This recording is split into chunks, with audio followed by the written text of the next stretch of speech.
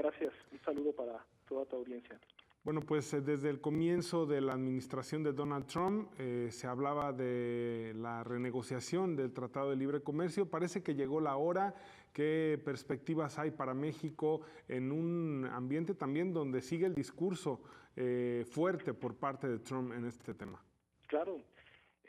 Sí, como dice el dicho común de no hay fecha que no se cumpla, y finalmente una de las promesas de campaña del presidente Donald Trump se está haciendo realidad, que es la renegociación del Telecán, lo cual sin duda es positivo para los tres países, principalmente para México. En realidad, reflexionando un poco sobre la renegociación del Telecán, me parece que es conveniente que finalmente, después de 20 años, el Tratado de Libre Comercio se modernice. Desde mi perspectiva, la no modernización previa del Telecán, o incluso el considerarlo un documento y un pilar de la relación comercial en la región intocable, se debe a los miedos de perder los privilegios que en las últimas décadas tanto Canadá como México obtuvieron comercialmente.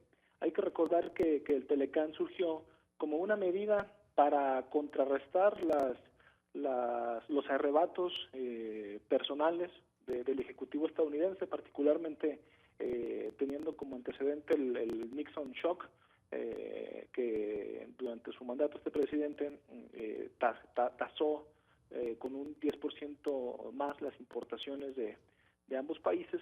Entonces, ante este miedo, ¿no?, de perder el status quo, creo que estábamos en una posición muy cómoda de no renegociar el Tratado de Libre Comercio, pero en 20 años el mundo ha cambiado bastante. La tecnología domina la economía, el software, el avance, ¿no?, en las industrias tan importantes para la región como el acero, como la industria automotriz, como los electrónicos, ya están plagados de nueva tecnología, de comercio electrónico, que son elementos que estaban fuera del Tratado de Libre Comercio, simple y sencillamente porque no eran aspectos relevantes o incluso no existían, como es el caso del comercio electrónico o del factor Internet hace 20 años. Entonces, yo considero que es positivo que se renegocie el Telecán, pero también creo que es una llamada de atención, ¿no?, como sociedad y como país, de que tenemos que ser más intrépidos y estar más a la vanguardia para poder actualizar nuestras relaciones económicas internacionales sin necesidad de que llegue pues un personaje amenazador como lo es Donald Trump y force una renegociación debido a factores como el nacionalismo y la xenofobia. Eso digamos es el punto negativo, ¿no?, las razones de la renegociación, pero creo que México puede salir adelante con sus aliados en la región. Bien. Haciendo un poco al abogado del diablo y entendiendo, poniéndonos también en los zapatos de Estados Unidos, más allá de los adjetivos que utilice Trump, la realidad es que sí hay un déficit comercial de Estados Unidos con México. Así es. En ese sentido, México tendría que ceder cierto terreno, ¿cierto?, para poder renegociar ciertas cosas. No necesariamente. Mira, desde el punto de vista de las relaciones internacionales,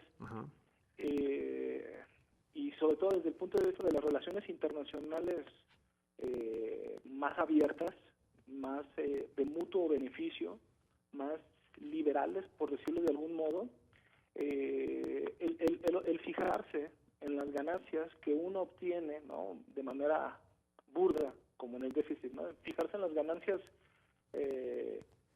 relativas, ¿no?, en los juegos de suma cero, en lo de que habla con la relación comercial, cuánto gana México, cuánto pierdo yo, es muy simplista, vaya. Es muy simplista, sí. Es una maña política y no refleja en realidad lo que dice Donald Trump. Donald Trump argumenta que el déficit comercial, ¿qué significa el déficit comercial? Que México le vende más a Estados Unidos de lo que le compra. Él argumenta que México se beneficia más de Estados Unidos que Estados Unidos de México. Pero esto es un planteamiento muy simplista. ¿Por qué? Porque efectivamente podemos decir que México le vende más, y así es, o sea, México le vende más productos a Estados Unidos que Estados Unidos a México, pero esos productos mexicanos tienen un alto componente, un alto contenido de insumos estadounidenses. Los cálculos del contenido regional y del contenido particularmente estadounidense, porque es la relación comercial más importante, la fundamental, rondan el 40%, ¿no? En promedio. Es decir, un producto mexicano que va a Estados Unidos tiene alrededor del 40% del contenido estadounidense. Entonces, Estados Unidos también se está comprando a sí mismo al comprarle a Estados Unidos. Esto es pensar en un mundo de interdependencia, en un mundo donde los países ganan, ambos ganan con el comercio, porque es muy difícil establecer una división tajante entre qué producto es 100% mexicano y por lo tanto solo beneficia a México y qué producto es 100% estadounidense y solo beneficia a Estados Unidos. Entonces, el argumento del déficit es un argumento nacionalista, es un argumento político, es una argucia que no refleja la verdadera riqueza conjunta que genera el comercio internacional. Claro, y de lo que no habla Donald Trump es de los empleos que podrían perderse en Estados Unidos en caso de un revés importante en el Telecán. Sí, desde luego. Hay cálculos de que 6 millones de empleos en la Unión Americana dependen de la relación con México. En Texas también los cálculos, estaba revisando las cifras hace unos momentos, alrededor de 400,000 empleos dependen directamente del comercio con México, pero estas solamente son orientaciones, no datos que orientan sobre la importancia, porque sin duda el impacto es mayor, ¿no? El impacto es mayor si estas personas se tuvieran que ver forzadas a cambiar su trabajo por un cambio en las relaciones comerciales de México, pues evidentemente impactaría a su familia, a su comunidad, les implicaría un reacomodo, ¿no?, en su situación profesional y laboral para especializarse en otra región o en otro producto. Entonces, esto no lo menciona Donald Trump y tampoco menciona evidentemente que Estados Unidos es un país muy complejo, muy diverso y muy heterogéneo. Entonces, no solamente, son las personas cuyos empleos dependen de la relación con Estados Unidos, sino que también los propios estados por sí mismos, ¿no? Texas, California, Michigan, Arizona, Illinois, los principales socios comerciales de México, que obviamente no están de acuerdo ni está en su interés afectar de manera grave las relaciones con México, y no digamos de las distintas empresas y actores privados que están a favor de una integración comercial. Bien. Por último, Miguel Ángel, ¿cuál es tu pronóstico en estas mesas de negociación? ¿Habrá un manotazo y una salida abrupta de Estados Unidos? ¿Habrá una negociación inteligente, sensata? ¿Cuál es tu pronóstico en este sentido? Bueno, desafortunadamente el factor Donald Trump no me atrevo, debido al presidente de los Estados Unidos, a dar un pronóstico. Me parece que a como se maneja la región, ¿no?, con una estabilidad que trasciende a las administraciones, creo que las negociaciones efectivamente modernizarán el Telecán.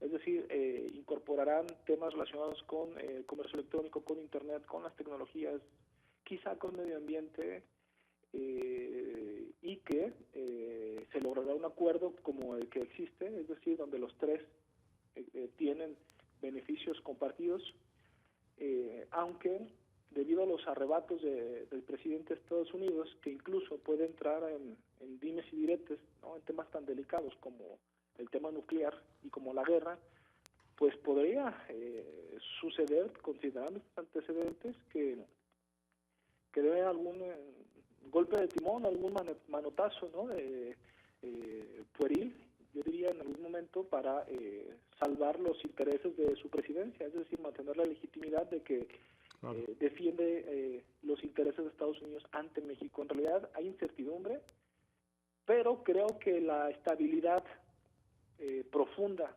que hay en la relación comercial México, Estados Unidos y Canadá será más fuerte que los arrebatos del presidente Trump. Bien, estaremos al pendiente. Muchas gracias, Miguel Gracias, Sigala.